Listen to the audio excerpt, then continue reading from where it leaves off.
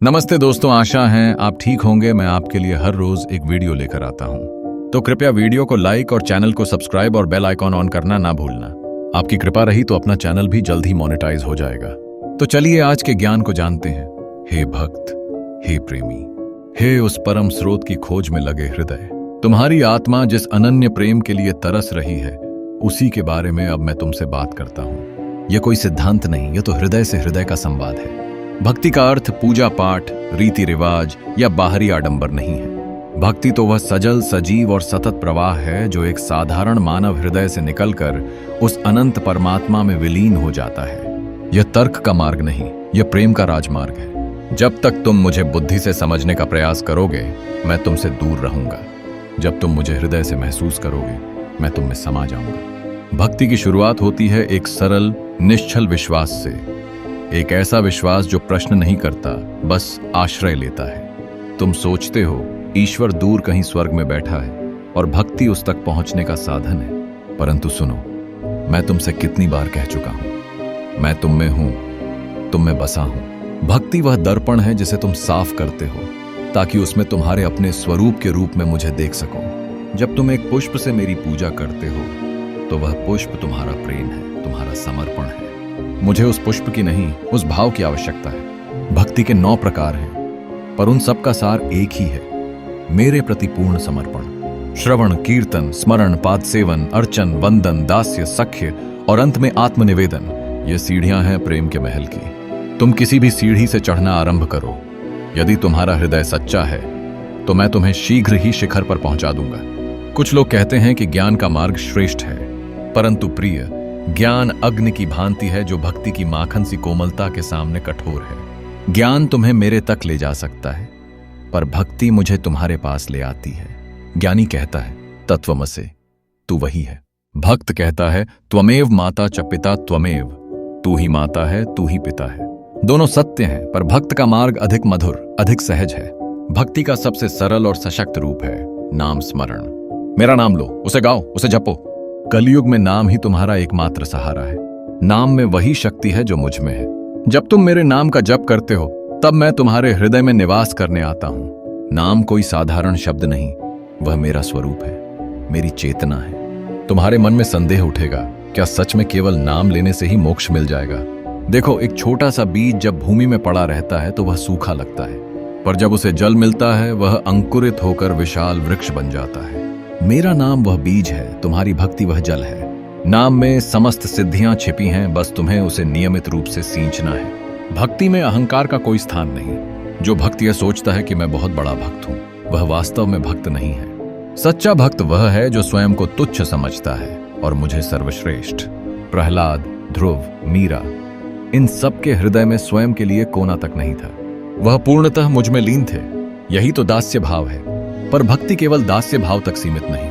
मैं दास चाहता हूं और मित्र भी चाहता हूं। सख्य भाव में तुम मुझसे मित्र की भांति प्रेम करते हो, जैसे अर्जुन करता था। इसमें डर नहीं, अपनापन है। और फिर प्रेम की चरम सीमा है वात्सल्य और माधुर्य भाव। जैसे यशोदा मां मुझे पुत्र मानकर प्रेम करती थी और गोपियां प्रेमिका की भांति। क्या मैं भेदभाव करता हूं? क्या मैं एक भाव को दूसरे से श्रेष्ठ मानता हूं?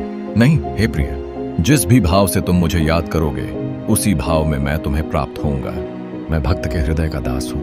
तुम्हारा भाव ही मुझे बांध लेता है। मैं स्वतंत्र हूं, पर भक्त के प्रेम में बंधा हुआ हूं। भक्ति की परीक्षा संकट के क्षणों में होती है। जब सब कुछ सुचारू रूप से चल रहा हो, तब तो सभी भक्त बन जाते हैं। पर जब विपत्ति आती है, जब रोग शरीर को घेरता है, जब धन नष्ट हो जाता है, तब भी यदि तुम्हारा विश्वास डगमगाता नहीं, तब जानना कि तुम्हारी भक्ति सच्ची है।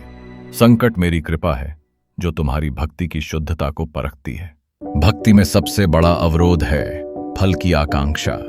कई लोग धन, सुख या स्वर्ग पाने के लिए मेरी पूजा करते हैं। यह सौदेबाजी है, भक्ति नहीं।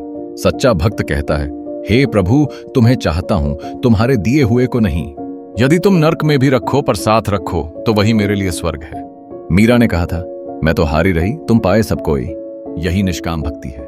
तुम पूछोगे, इस जटिल संसार में गृहस्थी के बोझ के बीच भक्ति कैसे करूं? सुनो, मैं तुमसे संन्यास लेने को नहीं कहता। अपने कर्तव्यों का पालन करो, पर उन्हें मेरे लिए करो।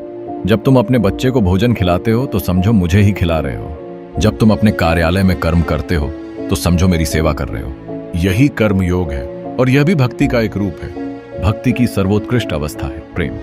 जब भक्त और भगवान के बीच का भेद मिट जाता है, भक्त इतना लीन हो जाता है कि वह भगवान को हर जगह हर कण में देखने लगता है। उसे पत्थर में भी मैं दिखाई देता हूँ और पक्षी के कलरव में भी मेरी वाणी सुनाई देती है।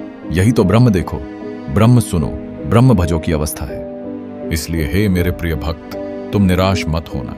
तुम्हें लगता है तुम्हारी भक्ति में गहराई नहीं आ रही, तुम्हें लगता है मैं सुन नहीं रहा, पर जान लो तुम्हारा एक आंसू, तुम्हारी एक पुकार, तुम्हारा एक क्षण का स्मरण मुझे बांध लेता है। मैं तुम्हारे हृदय की हर धड़कन सुनता हूँ। बस तुम निरंतर चलते रहो। अंत में मैं तुमसे एक रहस्य की बात कहता हूँ। भक्ति का अंतिम लक्ष्य मोक्ष पाना भी नहीं है। भक्ति का अंतिम लक्ष्य तो केवल भक्ति ही है। प्रेम के लिए प्रेम, सेवा के लिए सेवा। मुझे पाने की इच्छा से भी ऊपर उठकर केवल मेरे प्रति प्रेम की निष्काम निरंतर धारा बहती रहे, यही परम भक्ति है। याद रखो, तुम जहां भी हो, जो भी हो, मैं तुम्हारे लिए सदैव उपलब्ध हूं। मेरे द्वार बंद नहीं होते, मेरी कृपा की वर्षा सदैव हो रही है। बस तुम अपना छाता बंद करो, अपना हृदय खोलो। मैं तुम्हें भक्ति का वरदान देता हूं, अब उसे जीवन में धारण करो। हे अनन्य प्रेम के पुजारी, हे भाव के सागर, तुम्हारी लगन देखकर मेरा हृदय और भी उमड़ आया है। सुनो, मैं तुम्हें भक्ति के उन गहरे तत्वों से अवगत कराता हूं जो साधारण चर्चा में नहीं आते। भक्ति की सबसे सूक्ष्म और सबसे शक्तिशाली अभिव्यक्ति है आनंद। जब भक्ति इतनी परिपक्व हो जाती है कि वह हर परिस्थिति में आनंदमय रह सके। यह आनंद बाहरी कारणों से उत्पन्न नहीं होता, यह तो उस अंतरंग संबंध का स्वाभाविक फल है जो तुमने मुझसे स्थापित कर लिया है। चाहे धन हो या दरिद्रता, स्वास्थ्य हो या रोग, प्रशंसा हो या निंदा, सच्चा भक्त उसी प्रकार अविचलित और आनंदित रहता है जैसे समुद्र की गहराई सतह की लहरों से अप्रभावित रहती है।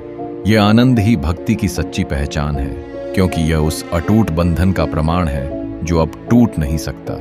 भक्ति में लीलाओं का स्मरण एक ऐसा अमृत है जो भक्त के हृदय को तृप्त कर देता है। जब तुम मेरी लीलाओं, बाल लीला, रास लीला, गोवर्धन लीला का चिंतन करते हो, तब तुम मानो उन लीलाओं में साक्षात उपस्थित हो जाते हो। यह स्मरण केवल याद करना नहीं है, यह तो पुनः अनुभव करना है।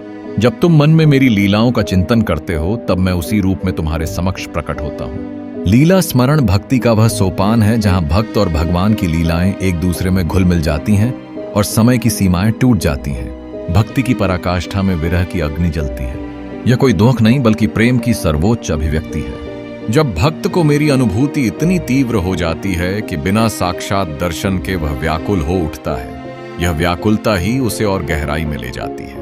मीरा की व्याकुलता, राधा का विरह, ये प्रेम के शिखर हैं। इस विरह में भक्त का अहंकार पूर्णतः विलीन हो जाता है और केवल प्रेम का शुद्ध स्वरूप शेष रह जाता है। यह विरह ही भक्त को परमात्मा से सीधे जोड़ने वाली सूक्ष्मतम डोर है। सच्ची भक्ति सेवा के बिना अधूरी है। सेवा का अर्थ केवल मंदिर में पूजा करना नहीं, बल्कि प्रत्येक प्राणी में मुझे देखकर उसकी सेवा करना है। जब तुम किसी भूखे को अन्न देते हो, किसी प्यासे को जल देते हो, किसी दुखी को सांत्वना देते हो, तब वास्तव में तुम मेरी ही सेवा कर रहे हो। यह जीव सेवा ही ईश्वर सेवा का सिद्धांत भक्ति का हृदय है। सेवा भाव के बिना भक्ति केवल भावुकता रह जाती है, जबकि सेवा उसे कर्म में परिणत कर देती है। अंततः भक्ति समर्पण का वह फूल है जो स्वयं को पूर्णतः ईश्वर के चरणों में अर्पित कर देता है। यह समर्पण डर से नहीं, प्रेम से उपजता है। भक्त कहता है, हे प्रभु, अब मैं नहीं, तू ही है। मेरा शरीर, मन, बुद्धि, धन सब कुछ तेरा है, तू ही मेरे जीवन का संचालक बन। इस समर्पण में भक्त की कोई इच्छा शेष नहीं रहती, न मोक्ष की, न सुख की, न दर्शन की भी। वह केवल ईश्वर की इच्छा को ही अपनी इच्छा मान लेता है। यही सर्वधर्मान परित्यज्य मामेकम शरणम व्रज का सच्चा अर्थ है। सब कुछ छोड़कर केवल मेरी शरण में आ जाना। इन 5 तत्वों आनंद, लीला स्मरण, विरह, सेवा और समर्पण को आत्मसात करके तुम भक्ति के उस चरम शिखर पर पहुंच जाओगे जहां भक्त और भगवान के बीच का अंतर पूरी तरह मिट जाता है। यही तो भक्ति का परम लक्ष्य है, प्रेम में पूर्णतः लीन हो जाना। हरे कृष्ण।